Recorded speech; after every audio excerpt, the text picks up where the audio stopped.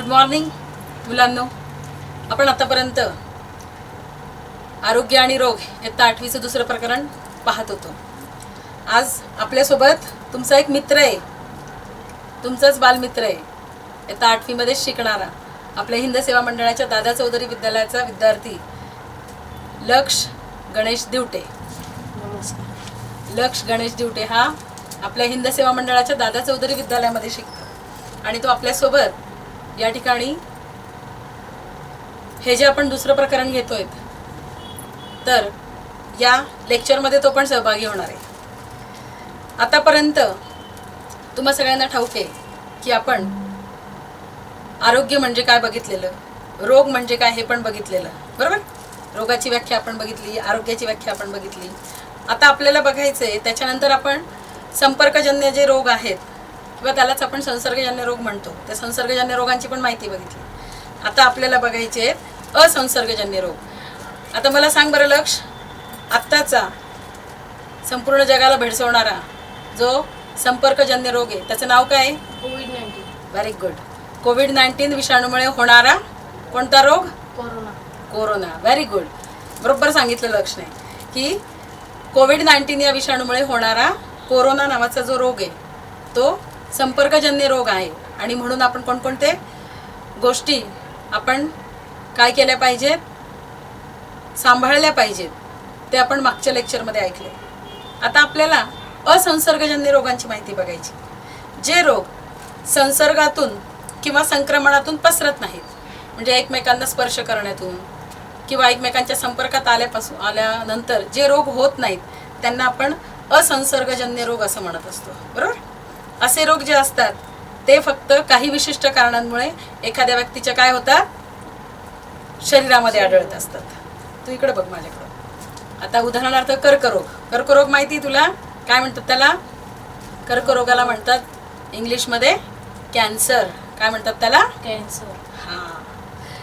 Cancer म्हणजे काय असतं तर पेशीची जी अनियंत्रित आणि अपसामान्य वाढ जी असते त्या वाढीला म्हटलं जातं कर्करोग. कर्करोगाचा जो पेशी समूह असतो किंवा जी गाठ असते त्या गाठीला दुर्दम्य अर्बुद असं म्हणतात. काय म्हणतात? जी गाठ असते कर्करोगाची.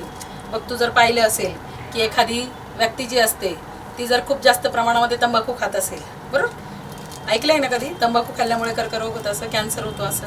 मग जी तंबाखू खाणारी व्यक्ती असते तर तंबाखू खाणारी व्यक्ती काय करत असते, तंबाखू एका साईडला ठेवत असते, बरोबर. आणि मग त्याच्यामुळे काय होतं की त्या ठिकाणचा जो भाग असतो तो फुगलेला वाटतो, बरोबर. आणि कालांतराने काय होत जातं, त्या ठिकाणी त्याचे जंतू साठत जातात, ते विषाणू साठत जातात आणि त्याचं रूपांतर कशामध्ये होतं, कॅन्सरमध्ये होतं किंवा त्याला आपण कर्करोग असं म्हणत असतो, बरोबर. मग कर्करोग जो आहे तो कर्करोग कशाचा होऊ शकतो तर कर्करोग हा फुफ्फुसाचा होतो. त्याच्यानंतर होतो कर्करोग, जे लोक तंबाखू खातात त्यांना कशाचा कर्करोग होईल बरं? कशात साठवून ठेवतात ते तंबाखू? ते कशात ठेवतात?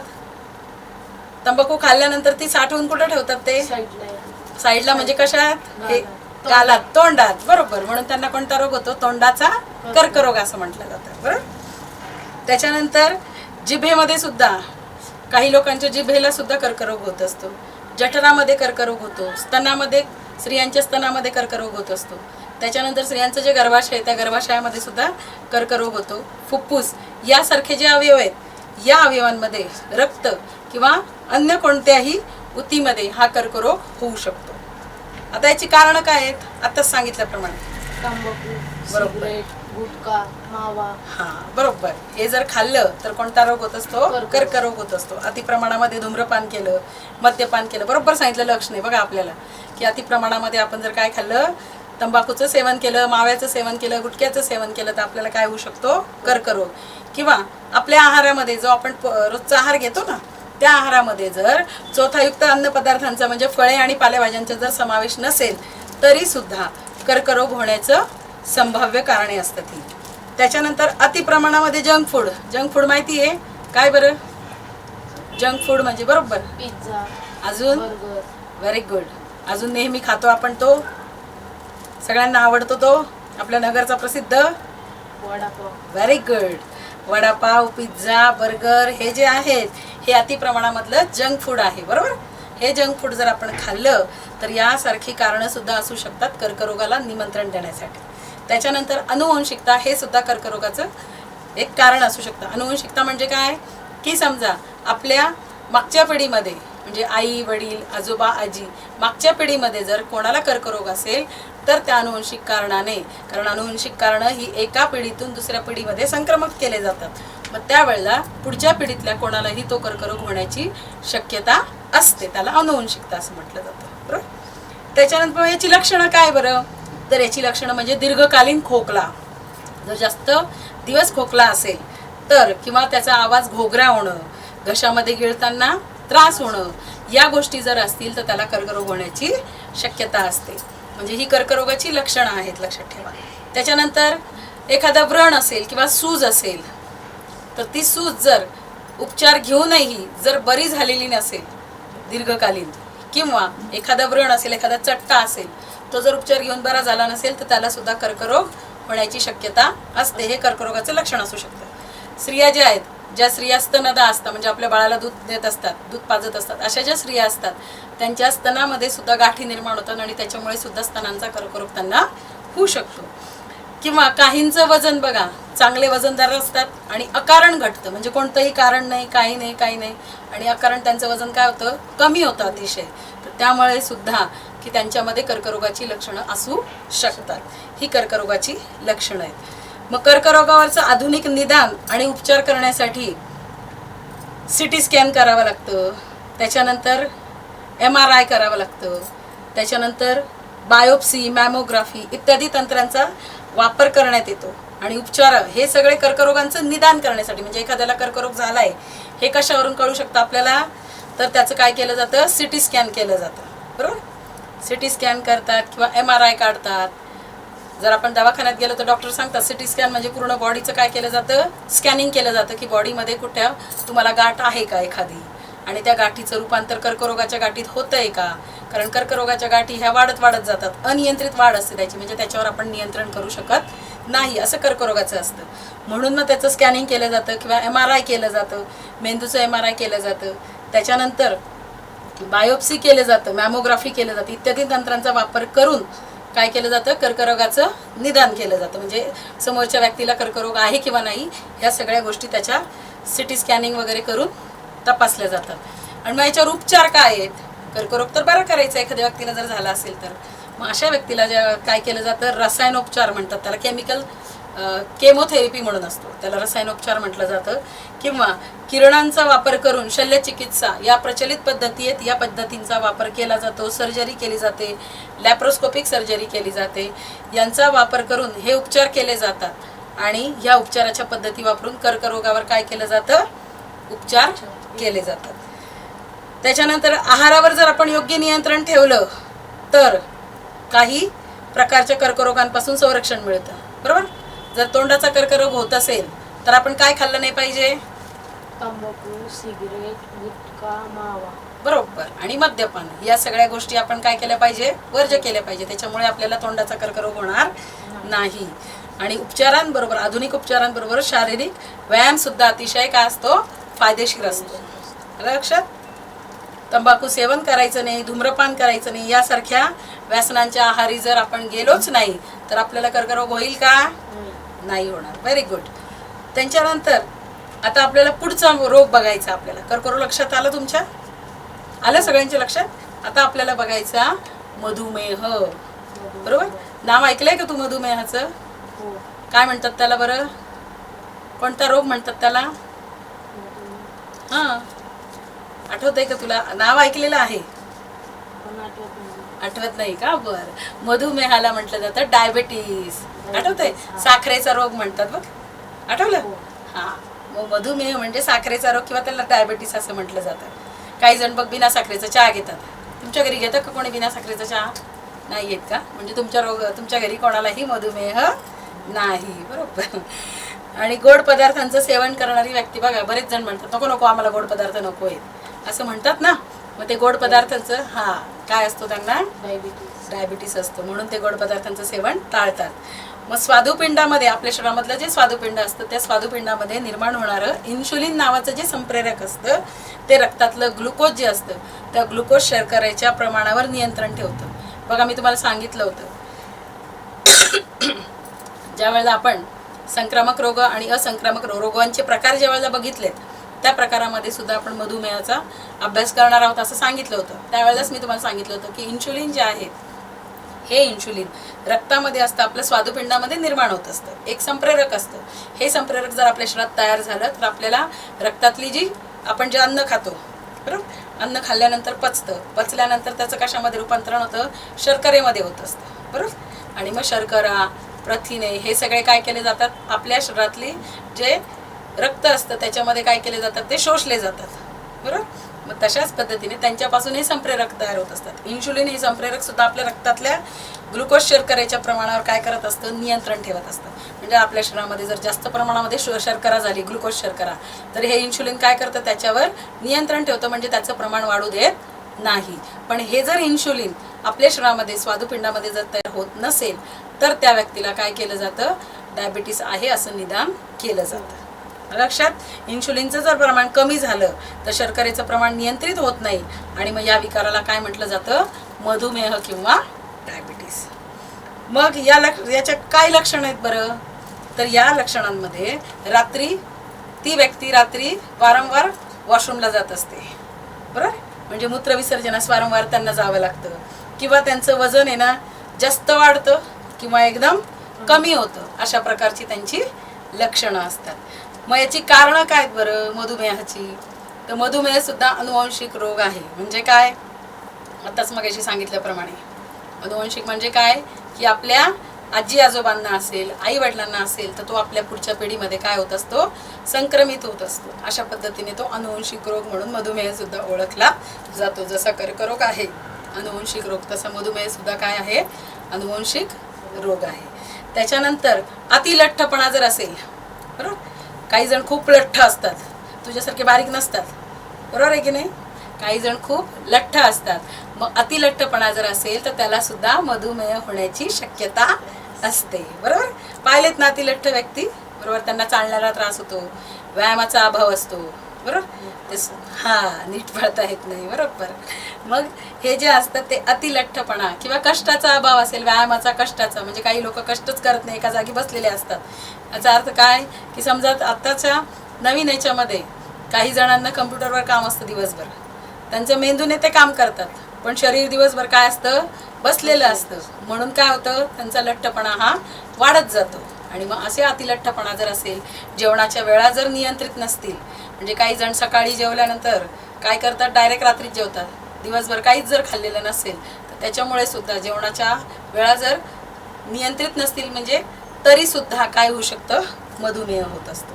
मानसिक ताणतणाव असेल, कामाचं टेन्शन असेल, जसं तुम्हाला अभ्यासाचं टेन्शन असतं, आहे का अभ्यासाचं टेन्शन, आता नाही आहे ना, सध्या घरी काय आहे, अभ्यासाचं टेन्शन आहे का, नाही आहे ना, म्हणूनच. आणि शाळेत असल्यावर असतं का अभ्यासाचं टेन्शन, असतं का, शाळेमध्ये अभ्यासाचं टेन्शन असतं, पण ते टेन्शन कशामुळे नाहीसं होतं, कशामुळे, अभ्यासामुळे. अजून काय करतात तुम्ही शाळेमध्ये, मित्रांमध्ये काय करतात, गप्पा मारतात, अजून व्यायाम करण्यासाठी व्हेरी गुड खेळतात, मग त्याच्याने काय होतं, टेन्शन तुमचं निघून जातं बरोबर. शाळेत जायला आवडतं का, आवडतं ना.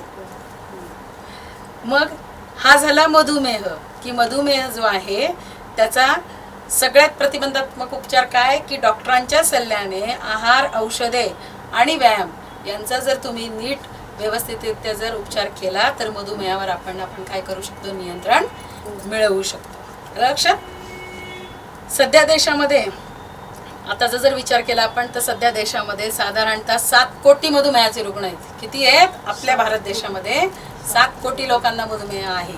आणि मधुमेहाचे सर्वाधिक रुग्ण कुठं आढळतात, आपल्या भारतामध्ये आढळतात बरोबर. लक्षात आलं, मधुमेह कोणते कोणते 2 रोग बघितले आपण, एक कर्करोग आणि एक मधुमेह. Very good. आता आपल्याला बघा लक्ष उत्तरं देतोय बाळांनो, तशी उत्तरं तुम्हाला पण लिहायची आहेत बरोबर आहे ना लक्ष. आता आपल्याला 3रा रोग बघायचा आहे. हे कोणते बघतोय आपण सगळे रोग, संसर्गजन्य का असंसर्गजन्य, आपण कोणते रोग बघतोय आता, हे एकमेकांच्या संपर्कातून होत आहेत का, हे नाही, म्हणून त्यांना काय म्हणतो आपण, बरोबर, असंसर्गजन्य रोग आपण बघतोय बरोबर. हृदयविकार माहिती का? हृदयविकार, हार्ट अटॅक शब्द ऐकलाय? ऐकलाय ना? बरं मला हृदय सांग बरं, कोणत्या बाजूला असतं? उजव्या म्हणजे डाव्या. डाव्या बाजूला. कोणत्या बाजूला? डाव्या. बरोबर. रक्ताचा, हृदयाच्या स्नायूंना रक्ताचा आणि पर्यायाने ऑक्सिजनचा, माहिती आहे ना? आपल्या शरीरामध्ये रक्त संपूर्ण काय असतं? वाहत असतं की नाही? फिरत असतं, बरोबर. आणि मग या रक्तामध्ये ऑक्सिजन सुद्धा असतो. ऑक्सिजन नसेल, आपल्याला ऑक्सिजन आपण घेत असतो की नाही? कशा वाटे घेतो बरं आपण ऑक्सिजन? हा बरोबर आहे ना? हवेमार्फत घेत असतो, बरोबर. हवेमार्फत आपण काय घेत असतो? ऑक्सिजन घेत असतो ना, बरोबर. मग आपल्या हृदयाच्या स्नायूंना रक्ताचा व पर्यायाने ऑक्सिजन आणि पोषक द्रव्य जे आहेत त्या द्रव्यांचा पुरवठा जर अपुरा पडला तर आपली हृदयाची जी कार्यक्षमता असते ती काय होते? कमी होते. आणि हृदयाची कार्यक्षमता कमी झाल्यामुळे हृदयाला काय करावं लागतं? जास्त काम करावं लागतं.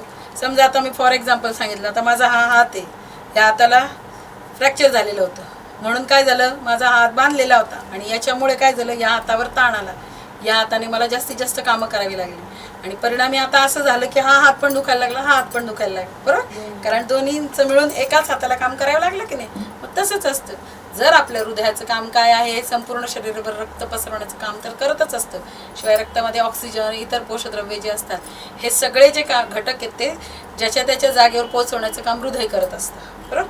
कारण हृदय रक्ताभिसरणांमधलं सर्वात मोठा पंप म्हणून ओळखलं जातं. पण ह्याच हृदयाला जर जास्त त्याची जर कार्यक्षमता कमी झाली, अपुरा ऑक्सिजन मिळाला त्याला, इतर पोषकद्रव्ये अपुरे मिळाले, तर सगळेजण काय करतील? कोणाकडे कंप्लेंट करतील? हृदयाकडं, बरोबर आहे की नाही? मग हृदयाची कार्यक्षमता काय होईल? जास्त काम करावं लागेल की नाही त्याला? मग हे जर अपुरं मिळालं त्याला, पोषक द्रव्यांचा पुरवठा जर अपुरा पडला तर हृदयाची कार्यक्षमता काय होते? कमी होत जाते. आणि म्हणून काय होतं? त्याला हृदयाला जास्त काम करावं लागतं. आणि मग ताण आला हृदयाला तर हृदयविकाराचा काय येतो? आपल्याला झटका येतो, बरोबर. आणि त्यालाच आपण काय म्हणत असतो? हार्ट अटॅक, बरोबर. हृदयाचा जर झटका आला तर त्वरित डॉक्टरांचा सल्ला आणि औषधोपचार अत्यावश्यक आहेत, लक्षात ठेवा. या लक्षणांकडे, कोणत्या लक्षणांकडे आपण दुर्लक्ष करायचं नाही? समजा आपल्या छातीत खूप असह्य वेदना होत असतील, म्हणजे आपल्याला सहनच होत नाही बुवा, अशा जर वेदना झाल्या छातीमध्ये, नंतर छातीमध्ये वेदनेमुळे आपले खांदे, त्याच्यानंतर मान आणि हात जरी दुखत असतील तरी पण काय होत असतं? या लक्षणांकडे आपण दुर्लक्ष करायचं नाही. हात जर आखडलेले असतील, हात जर आखडलेला असेल की हात आपला ताटच होत नाही बुवा, समजा लागलंय ती गोष्ट वेगळी आहे, पण कोणत्याही कारणांमुळे, समजा काहीच कारण नसेल आणि आपले हात आखडलेले आहेत, त्याच्यानंतर आपल्याला खूप मोठ्या प्रमाणामध्ये घाम आलेला आहे, आपल्या छातीमध्ये खूप असह्य वेदना होत आहेत, अशी जर लक्षणं आपल्याला जाणवली तर आपण काय केलं पाहिजे? त्वरित डॉक्टरांचा सल्ला पाहिजे, बरोबर. त्याच्यानंतर आपले खांदे दुखतात, मान दुखते, या गोष्टींकडे दुर्लक्ष केलं गेलं नाही पाहिजे. त्याच्यानंतर अस्वस्थता वाटते आपल्याला. अस्वस्थता म्हणजे मनाला बेचैन होतं. त्याच्यानंतर आपलं हृदय काय होतं? आपलं शरीर जे असतं ते कंप पावतं, म्हणजे थरथर होतं शरीराला. असे जर लक्षणं असतील तर आपण त्वरित डॉक्टरांचा सल्ला घेतला पाहिजे, नाहीतर मग आपल्याला हृदयविकार येण्याचा काय असते? हृदयविकाराचा झटका येण्याची शक्यता जास्त असते, बरं. मग हृदयविकाराची कारणं काय आहेत बरं? कशामुळे येऊ शकतो हृदयविकार? तर जी व्यक्ती धूम्रपान करत असेल, धूम्रपानाने कर्करोगच होतो असं नाही, तर धूम्रपान केल्यामुळे हृदयविकार सुद्धा होतो. मद्यपान करत असेल किंवा मधुमेह जरी असेल त्या व्यक्तीला, किंवा उच्च रक्तदाब असेल त्याचा, बरोबर, लठ्ठपणा असेल, शारीरिक श्रम जर तो करत नसेल, व्यायामाचा अभाव असेल, सतत बैठक काम करणारा व्यक्ती असेल, बरोबर, त्याच्या शरीरातले रक्तप्रवाह सुरळीतरित्या चालू असेल का? नाही, बरोबर. सतत बैठे काम, अनुवंशिकता असेल किंवा तणाव असेल, अतिशय रागट, बरोबर आहे की नाही? आपण असतो की नाही? वर्गामध्ये कोणी जर काही बोललं, शिक्षक जरी बोलले तरी आपल्याला राग येतो की नाही? खूप येतो का? येतो ना. अति रागट, तुमचा राग तेवढ्या पुरता असतो आणि लगेच तुम्ही काय होतात? त्या रागावर नियंत्रण मिळवतात. पण काहींचा राग जर अति रागीट असेल, असा स्वभाव असेल आणि चिंता जर असेल तर यामुळे सुद्धा काय होऊ शकतो? आपल्याला हृदयविकार होऊ शकतो. ही हृदयविकाराची काय झाली? कारणं झाली. लक्षात आलं? मग हे हृदयविकार जे आहे, हे हृदयविकार कोणकोणत्या गोष्टींमुळे, म्हणजे कोणकोणत्या गोष्टी जर केल्या आपण, त्याच्यावर कोणकोणते उपचार केले जातात? तर हृदयविकारासाठी अँजिओप्लास्टी केली जाते. हा शब्द ऐकला असेल, अँजिओग्राफी, अँजिओप्लास्टी. त्याच्यानंतर bypass surgery, open heart surgery, pacemaker बसवणे, स्टेंटस टाकणे, त्याच्यानंतर हृदय प्रत्यारोपण म्हणजे आता हृदय सुद्धा काय केलं जातं, बदललं जातं. यासारखे उपचार करून हृदय विकारावर काय करू शकतो आपण, मात करू शकतो. मग आता याच्यामध्ये अँजिओप्लास्टी, अँजिओग्राफी म्हणजे काय हे आपण 10वीला गेल्यानंतर तुम्हाला आहे, त्याचा अभ्यास जो आहे तो.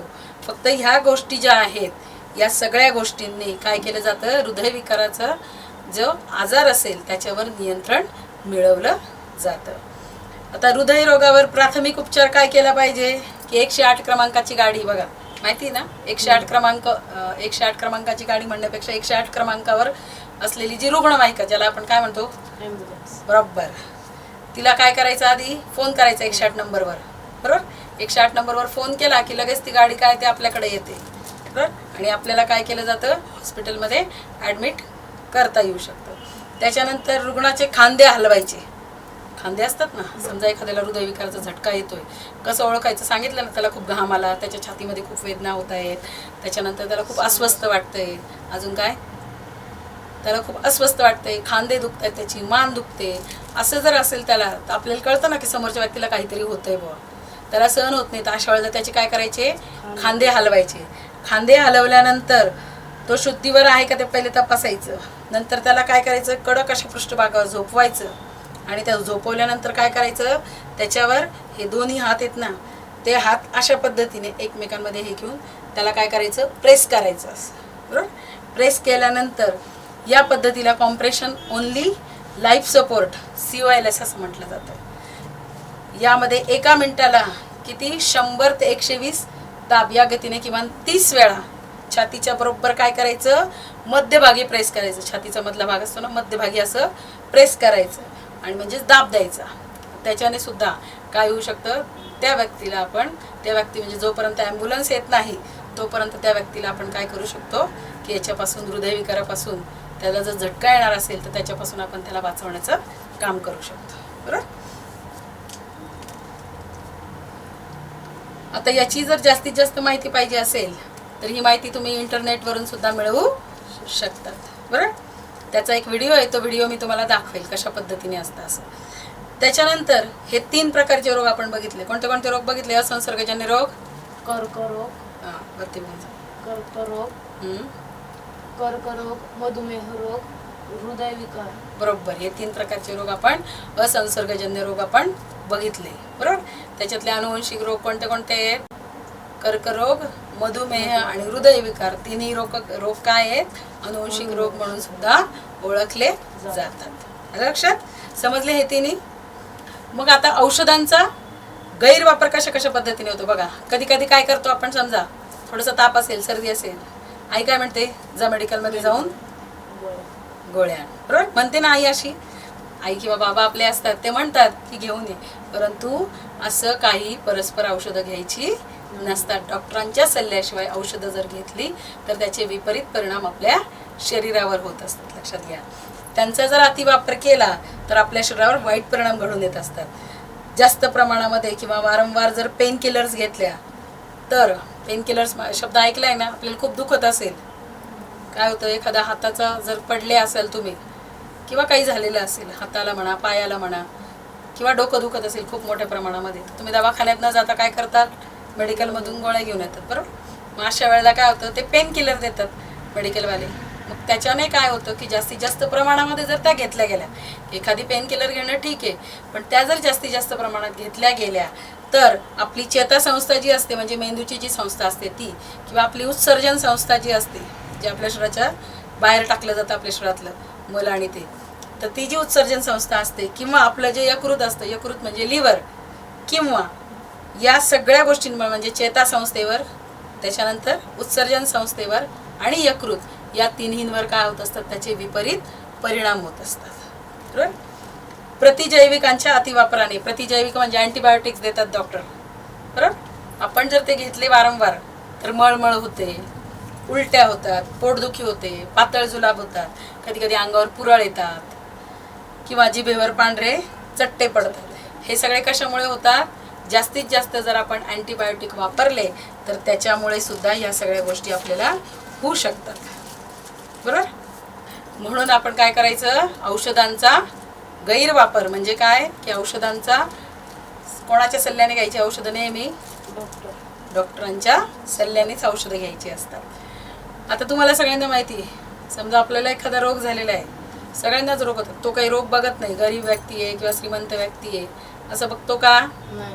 बरोबर. मग गरीब व्यक्ती जी असतात ती महागडी औषधं आपण घेऊ शकतो का, नाही. आता आपण सुद्धा सामान्य कुटुंबातले आपण घेतो का महागडी औषधं विकत, नाही घेऊ शकत. म्हणून मग अशा वेळी काही पर्याय त्याच्यावर उपलब्ध, तर सरकारने त्याच्यासाठी जेनेरिक औषधांचा पर्याय दिलेला आहे. कोणते औषधं, जेनेरिक औषधं. जेनेरिक औषधं यांना काय म्हटलं जातं, सामान्य औषध असं सुद्धा म्हटलं जातं. या औषधांची निर्मिती आणि वितरण कोणत्याही पेटंट शिवाय केली जाते. म्हणजे ही औषधं जी ब्रँडेड औषधं असतात, बरोबर, त्या ब्रँडेड औषधांच्या समकक्ष पण त्याच दर्जाची असतात. जेनेरिक औषध तयार करतात बघा, बाजारामध्ये आपण बघतो की एखादी पॅरासिटामॉल आहे, बरोबर, गोळी आहे पॅरासिटामॉलची, तापासाठी वापरली जाते, बरोबर, ॲसिडिटीसाठी ॲसिलॉकची गोळी वापरली जाते. मग ह्या गोळ्या ज्या आहेत पॅरासिटामॉल, ॲसिलॉक, या ज्या कंपन्या आहेत या ब्रँडेड म्हणून ओळखल्या जातात. मग त्या ब्रँडेड न वापरता त्याच्यापेक्षा कमी ब्रँड असलेल्या, बरं, ज्यांचा ब्रँड बाजारामध्ये नाही, जसं ब्रँडेड म्हटल्यानंतर आपण ब्रँडेड कपडे म्हणतो, त्याच्या किमती किती असतात, जास्त असतात, माहितीत ना ब्रँडेड कपडे, ब्रँडेड वस्तू, बरोबर, ब्रँडेड वस्तू ब्रँडेड कपडे यांच्या किमती ज्या असतात त्या कशा असतात, जास्त असतात. मग आपण काय करतो, देशी वस्तू घेतो, बरोबर आहे की नाही, ज्या आपल्या भारतामध्येच तयार झालेल्या आहेत, बरोबर, अशा वस्तू आपण घेत असतो की जेणेकरून मग खादी जी असते त्या खादीचे कपडे आपण वापरतो की नाही. ब्रँडेड कपडे वापरण्यापेक्षा खादीचे कपडे नेहमी चांगलेच, कारण आपल्या भारतामध्ये ते तयार झालेले आहेत, बरोबर, आणि म्हणून त्याची किंमत कशी असते, कमी असते, बरोबर. तशाच पद्धतीने औषधे जी असतात ती ब्रँडेड औषधाच्या समकक्ष दर्जाचीच असतात, म्हणजे त्याच्यासारखीच असतात, त्याच्यातले घटक तेच असतात. फक्त जेनेरिक औषधं तयार करताना त्याच्यातल्या घटकांचं प्रमाण किंवा औषधाचा जो फॉर्म्युला आहे तो तयार मिळत असल्यामुळे त्याच्यावरचा संशोधनाचा खर्च काय होतो, वाचतो. तयार फॉर्म्युला घेतला आणि त्याच्या पद्धतीने औषधं तयार केली जातात, म्हणून संशोधनाचा खर्च वाचतो, म्हणून त्याच्या किमती काय असतात, कमी असतात. त्याच्यातले कंटेंट्स किंवा औषधामधले जे घटक असतात ते घटक तेच असतात, फक्त संशोधनाचा खर्च वाचतो. आणि म्हणून जो ब्रँड असतो, तर जसं आपला हिंद सेवा मंडळ ब्रँड आहे की नाही, हिंद सेवा मंडळाच्या सगळ्या शाळा म्हणून हिंद सेवा मंडळ काय झाला, आपला ब्रँड आहे. हिंद सेवा मंडळाचा विद्यार्थी, हिंद सेवा मंडळाचे शिक्षक सगळीकडे ओळखले जातात की नाही, सेम त्याच पद्धतीने असा ब्रँड असतो. आणि हा ब्रँड जो आहे त्या ब्रँडवरचा खर्च असतो, तो जे एखादं औषध आहे त्या औषधाच्या संशोधन ज्या वेळेला केलं जातं, तर संशोधन केल्यानंतर जसं पेनिसिलिन हे प्रतिजैविक आहे, ते अलेक्झांडर फ्लेमिंगने त्याचा शोध लावला आहे. अलेक्झांडर फ्लेमिंग नावाचा जो शास्त्रज्ञ होता त्याने त्याचा शोध लावलेला आहे. मग हे अलेक्झांडर फ्लेमिंग जो होता त्या फ्लेमिंगने त्याचा शोध लावला, म्हणून ते पेनिसिलिन जे आहे ते पेनिसिलिन तयार करण्यासाठी त्या फ्लेमिंगने संशोधन केलंय. म्हणून संशोधनाचा जो खर्च आहे तो खर्च पूर्णपणे त्याच्यातून काय केला जातो, वापरला जातो की नाही. आणि म्हणून मग ते औषध काय मिळतं, महाग मिळतं, बरोबर. तशा पद्धतीने असतं हे सगळं. आणि पेनिसिलिन जे वापरलं जातं ते सूक्ष्मजीव जे असतात त्या सूक्ष्मजीवांमुळे होणारे जे जीवाणूंमुळे होणारे जे रोग आहेत त्या रोगांवर उपचार म्हणून पेनिसिलिनचा वापर केला जातो, लक्षात. मग संशोधनावरील खर्च वाचतो आणि त्याच्यामुळे जेनेरिक औषधांची किंमत ही ब्रँडेड औषधांच्या किमतीपेक्षा काय असते, तुलनेने कशी असेल, ब्रँडेडपेक्षा याची किंमत कमी, व्हेरी गुड, कमी असते. लक्षात आलं, जेनेरिक औषधं म्हणजे काय, आलं का लक्षात. त्याच्यानंतर मग जेनेरिक औषधं जी असतात ती औषधं तुम्हाला हेल्थ केअर व इतर जनसमाधान या मोबाईल ॲपच्या साहाय्याने सुद्धा मिळू शकतो. आपले जे माननीय पंतप्रधान आहेत मोदीजी, नरेंद्र मोदीजी यांनी जनधन योजना आणलेली आहे, बरोबर. त्याच्यानंतर ही जेनेरिक औषधांची जी दुकानं आहेत ती दुकानं सुद्धा सगळीकडे उपलब्ध करून द्या. आपल्या नगरमध्ये सुद्धा आहेत जेनेरिक औषधांची दुकान, की ज्या ठिकाणी गोळ्या ज्या आहेत त्या आपल्याला मेडिकलमधल्या ज्या गोळ्या असतात ब्रँडेड त्या महाग मिळतात, पण तेच कंटेंट असणारे जे औषधं आहेत ती अतिशय स्वस्तात मिळत असतात, बरोबर. आणि म्हणून सर्वसामान्य लोकांना त्याचा लाभ उठवता यावा म्हणून ही जेनेरिक औषधांची जी दुकानं आहेत ती आपल्या नगरमध्ये सुद्धा आहेत, छोट्या खेडेगावात सुद्धा आपले माननीय पंतप्रधान नरेंद्रजी मोदी यांनी उपलब्ध करून दिलेली आहेत, बरोबर. किंवा एक ॲप आहे, कुठलं ॲप, जनसमाधान हे मोबाईल ॲप आहे, किंवा हेल्थ केअर म्हणून पण हेल्थ कार्ट म्हणून आहे, हेल्थ कार्ट म्हणून एक ॲप आहे. त्या ॲपच्या साहाय्याने सुद्धा आपण ऑर्डर करू शकतो आणि आपल्याला जेनेरिक औषधं मिळू शकतात. जसं तुम्ही बाकीच्या गोष्टी ऑर्डर करतात तशा पद्धतीने आपण ह्या ॲपच्या साहाय्याने सुद्धा काय करू शकतो, जेनेरिक औषधं घरी मागवू शकतो. आता आपल्याला पुढचा भाग बघायचा तो म्हणजे जीवनशैली आणि आजार. मगाशी सांगितल्याप्रमाणे. बरं मला ते सांग लक्ष, आता सध्या सुट्टीचे दिवस आहे बरं, किती वाजता उठतो बाळा तू सकाळी? सकाळी 7 नाही 7 किंवा 8, 7 ते 8च्या दरम्यान उठतो. आणि शाळा सुरू असल्यावर? शाळा सुटतो. शाळा सुरू असल्यावर कधी उठतो बरं? लवकर उठतो म्हणजे 7च्या आधी उठतो बरोबर. मग उठल्यानंतर आपण काय करतो, सकाळची कामं करतो. ब्रश करणे बरोबर, त्याच्यानंतर आंघोळ करणे, आपले जे शौचविधी असतो तो पूर्ण करून येणे, त्याच्यानंतर आंघोळ करणे, त्याच्यानंतर दूध वगैरे घेणे बरोबर. त्याच्यानंतर काय करतो, अभ्यास असेल तर अभ्यास, नंतर मग शाळेत जातो बरोबर. नंतर शाळेतून आल्यावर हातपाय तोंड धुतो का? धुतो ना. नंतर अभ्यासाला बसतो बरोबर. म्हणजे एक प्रकारचं काय असतं, तुमचं रुटीन असतं बरोबर. दैनंदिन तुमचं काय असतं, एक प्रकारची सवय असते ही झालेली. परंतु काही वेळेला काय होतं की आपली रोजची जी दिनचर्या असते, या रोजच्या दिनचर्येमुळे रोजच्या दिनचर्येमध्ये आताच काय झालेलं आहे, फरक पडला आहे. सगळेजण कुठे आहेत आता? घरी. त्याच्यामुळे काय होतं, उशिरा उठणं बरोबर, रात्री उशिरा झोपणं बरोबर, दिवसभर फिरणं नाही. फिरायला जातो तू? दिवसभर कुठं असतो आपण? घरीच राहतो ना. मग दिवसभर मनाला येईल तेव्हा खाणं, मनाला येईल तेव्हा झोपणं, मनाला येईल तेव्हा उठणं बरोबर. या सगळ्या क्रिया काय आहेत आपल्या दिनचर्येमध्ये, हा एक प्रकारचा बदल झालाय. मग जीवनशैली म्हणजे आपल्या आहार विहार यामध्ये रोजच्या दिनचर्येचा किंवा आहाराचा समावेश होत असतो. परंतु उशिरा उठणं, उशिरा झोपणं, आहाराच्या वेळा सारख्या बदलणं बरोबर. व्यायाम करतो का रोज? तू नाही करत बरोबर. व्यायामाची गरज आहे सगळ्यांना बरोबर. व्यायाम जर केला तर तुला ऑक्सिजन जास्त प्रमाणात मिळेल, तुझी इम्युनिटी पॉवर वाढेल आणि परिणामी काय होईल, कोणत्याही रोगाला आपण आमंत्रण देऊ शकणार नाही बरोबर. मग हे जर असेल तुमचं, अरबट चरबट खातो का? जंक फूड खातो ना? कधीतरी खातो का रोजच खातो? कधीतरी खातो बरोबर. मग अशा गोष्टींचं जर प्रमाण वाढलं गेलं तर त्यामुळे काय होतं, आजारी पडण्याचं प्रमाण सुद्धा वाढतं की नाही. पोटात दुखतं की नाही आचर वचर खाल्लं, आई म्हणते आज काहीतरी तू नक्की खाल्लेलं आहे, मग त्याच्यामुळे तुमचं पोटात दुखतं की नाही. मग या सगळ्या ज्या गोष्टी, अरबट चरबट जर खाल्लं, जंक फूड खाल्लं, आहाराच्या वेळा बदलल्या, व्यायाम केला नाही, उशिरा झोपला, उशिरा उठला बरोबर, या सगळ्या गोष्टींमुळे आजाराचं प्रमाण वाढते. आणि आजारांचं प्रमाण जर आपल्याला कमी करायचं असेल तर आपली जीवनशैली कशी पाहिजे, योग्य पाहिजे. योग्य जीवनशैली अत्यंत आवश्यक आहे. योग्य झोप असली पाहिजे, 7 ते 8 तास किमान झोपलं पाहिजे. त्याच्यानंतर योग्य आहार घेतला पाहिजे. त्याच्यानंतर योगासनं केली पाहिजे, प्राणायाम केले पाहिजेत बरोबर. आणि व्यायाम केला पाहिजे. आणि व्यायामातून व्यायाम करताना, आता तुम्ही लहान आहेत, लहान मुलांनी आपल्या शरीराला जेवढा झेपेल तेवढाच व्यायाम केला पाहिजे. प्राणायाम आणि योगासनं ही कोणाच्या तज्ज्ञांच्या मार्गदर्शनाखाली करावीत.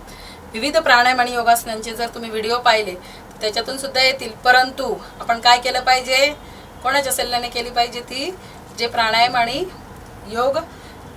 योगासनं जी तज्ज्ञ असतात त्यांच्याच मार्गदर्शनाखाली केली पाहिजे बरोबर. आता हे झालं रोगांचं. त्याच्यानंतर आपल्या जीवनशैलीत पण आपण बदल करतो.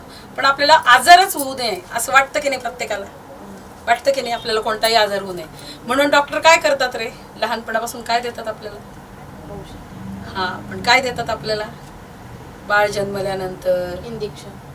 त्याला काय म्हणतात आठवत का तुला, काय शब्द आहे बरं त्याला? पोलिओचं काय देतात? पोलिओचा डोस देतात बरोबर. त्याला काय म्हटलं जातं माहिती का तुला शब्द? लस. ऐकलंय का कधी शब्द? लसीकरण केलं जातं. काय केलं जातं? लसीकरण बरोबर. मग हे जे लसीकरण असते म्हणजे आजार होऊच नाही आपल्याला असं वाटतं की नाही, मग त्याचा प्रतिबंध म्हणून काय केलं जातं, लसीकरण करून घेणे हे सुद्धा अतिशय महत्त्वाचं असतं बरोबर. मी मगाशी सांगितल्याप्रमाणे आपले माननीय पंतप्रधान जे आहेत, कोण आहेत? बरोबर, माननीय पंतप्रधान आपले नरेंद्रजी मोदी जे आहेत, त्यांनी जन औषध योजना 1 जुलै 2015 भारत सरकारने जाहीर केली. आणि या योजनेअंतर्गत उत्तम दर्जाची जी औषधं आहेत ती औषधं कमी किमतीमध्ये जनतेला उपलब्ध करून देण्यात येतात. त्याला जन औषधी स्टोअर्स म्हणून सुद्धा नाव दिलं गेलेलं आहे. बरोबर. भारतीय कंपन्या काय करतात, मोठ्या प्रमाणामध्ये जेनेरिक औषधांची निर्यात करतात, परंतु देशामध्ये मात्र ब्रँडेड कंपनीच्या नावानेच जास्त किमतीला औषधं येतात. अमेरिकेमध्ये 80% जेनेरिक औषधांचा वापर केला जातो आणि त्यामुळे औषधावर शेकडो अब्ज रुपये त्यांचे काय केले जातात, वाचवले जातात. मग तसं आपण पण केला पाहिजे. बरोबर. ही माहिती आपण आपल्या आसपासच्या लोकांना दिली पाहिजे की औषधं कुठून खरेदी केली पाहिजे. भारत सरकारच्या कोणते दुकानं असतात, ते कोणती औषधं असतात ती स्वस्तात मिळणारी. काय नाव सांगितलं मी तुला आत्ताच, जेनेरिक औषधं. कुठली? जेनेरिक औषध. Very good. जेनेरिक औषधं म्हणजे स्वस्तात मिळणारी औषधं असतात ती. आलं का लक्षात? ती कशातून घेतली पाहिजे, जन औषधी जे स्टोअर्स असतात त्या स्टोअर्स मधून ती औषधं घेतली पाहिजे. बरोबर. आता आपल्या शाळेमध्ये वेगवेगळे दिनविशेष साजरे करतात का? करतात ना. वेगवेगळे दिनविशेष साजरे केले जातात आपल्या शाळेमध्ये.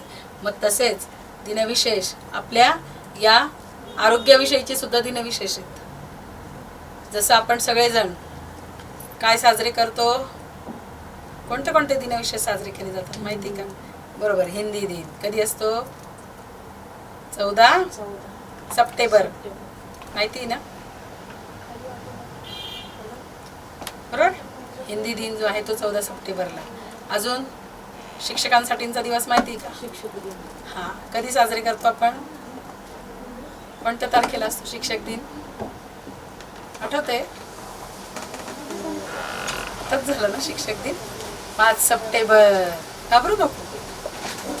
कधी असतो शिक्षक दिन? 5 सप्टेंबरला आपण शिक्षक दिन पण साजरा करतो ना.